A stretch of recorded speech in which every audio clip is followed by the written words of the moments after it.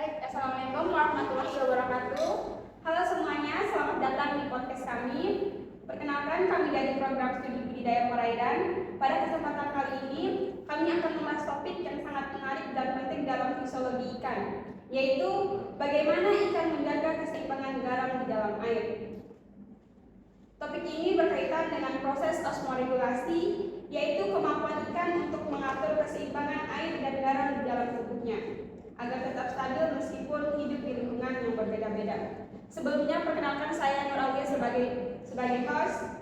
Untuk membahas topik ini, telah hadir 7 narasumber yang akan menjelaskan berbagai aspek osmoregulasi pada ikan. Perkenalkan, nama saya Enzil Jadiguna. Di sini saya sebagai narasumber pertama.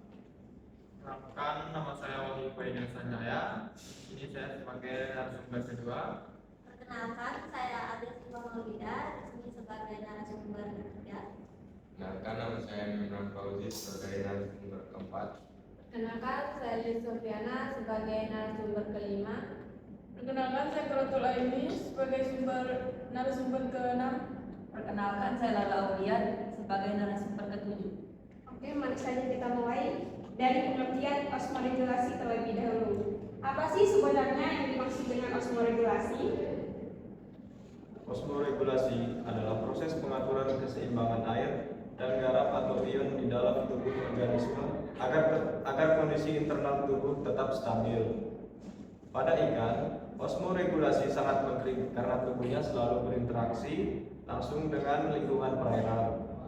Jika keseimbangan air dan garam terganggu, berbagai proses fisiologis dalam tubuh ikan juga akan terganggu, seperti metabolisme, pertumbuhan, dan reproduksi. Oleh karena itu, ikan memiliki mekanisme khusus untuk mempertahankan keseimbangan tersebut. Lalu, apakah proses osmoregulasi pada ikan air tawar dan ikan air laut berlangsung dengan cara yang sama? Tidak sama. Pada ikan air tawar, kadar garam dalam tubuh lebih tinggi dibandingkan kadar garam di lingkungan sekitarnya. Akibatnya, air akan terus masuk ke dalam tubuh ikan melalui proses osmosis.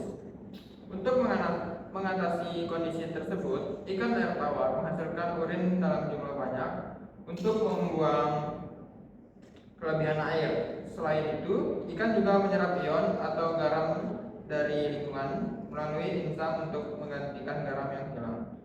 Dengan cara ini, keseimbangan cairan tubuh tetap terjaga. Kalau begitu, bagaimana dengan ikan yang hidup di air laut? Pada ikan air laut, kondisi terjadi justru kebalikan dari air tawar.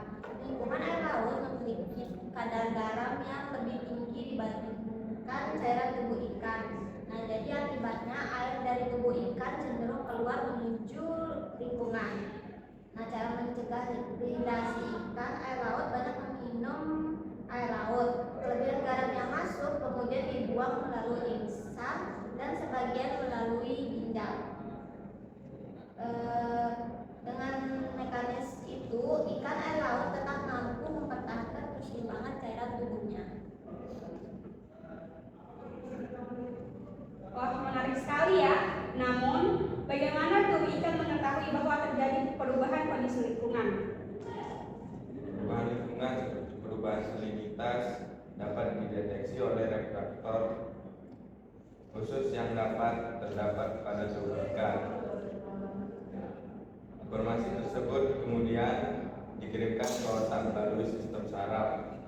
Otak berfungsi sebagai pusat pengendali yang akan mengatur respon tubuh terhadap perubahan lingkungan.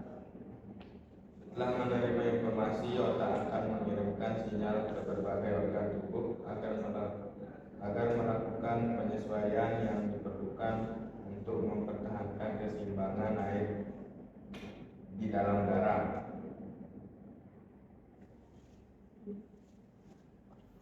Selain sistem saraf, hormon juga memiliki peran penting dalam osmoregulasi. Bisakah dijelaskan lebih lanjut mengenai hormon prolaktin? Jadi, prolaktin merupakan hormon yang sangat penting terutama pada ikan air tawar. Hormon ini membantu mengurangi kehilangan ion dari tubuh dan meningkatkan kemampuan tubuh untuk mempertahankan garam. Dengan demikian, keseimbangan cairan tubuh ikan dapat tetap terjaga meskipun air terus masuk ke dalam tubuh melalui osmosis. Karena fungsinya tersebut, prolaktin sering disebut sebagai hormon adaptasi ikan terhadap lingkungan air tawar. Lalu bagaimana dengan hormon kortisol? Kortisol adalah hormon yang membantu ikan beradaptasi terhadap lingkungan dengan kadar garamnya yang tinggi. Hormon ini meningkatkan kemampuan insan untuk mengeluarkan kelebihan garam dari tubuh serta membantu proses penyesuaian saat terjadi perubahan salinitas. Karena itu, kortisol berperan penting dalam menjaga keseimbangan cairan tubuh ikan.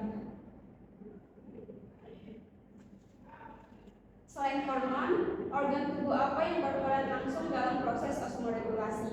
Ginjal dan insang merupakan organ utama yang berperan dalam osmoregulasi. Ginjal berfungsi mengatur jumlah air dan garam yang dikeluarkan melalui urin.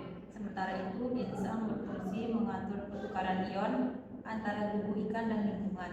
Kemampuan kerja kedua organ ini memungkinkan beberapa jenis ikan beradaptasi terhadap perubahan salinitas. Contohnya adalah ikan bandeng dan salmon yang mampu hidup pada lingkungan dengan kadar garam yang berbeda. Adaptasi tersebut membantu ikan mempertahankan keseimbangan internal tubuh sehingga tetap dapat tumbuh dan berkembang dengan baik. Dari pembahasan yang telah disampaikan, dapat disimpulkan bahwa osmoregulasi merupakan proses penting yang memungkinkan ikan menjaga keseimbangan air dan garam di dalam tubuhnya. Proses ini melibatkan kerjasama berbagai sistem dalam tubuh, mulai dari sistem saraf, hormon seperti prolaktin dan kortisol, sehingga organ-organ penting seperti ginjal dan insang. Pemahaman mengenai osmoregulasi sangat penting dalam bidang budidaya perairan, karena berkaitan langsung dengan kesehatan, pertumbuhan, dan kelangsungan hidup ikan. Terima kasih kepada seluruh narasumber dan pendengar yang telah mengikuti podcast ini. Assalamualaikum.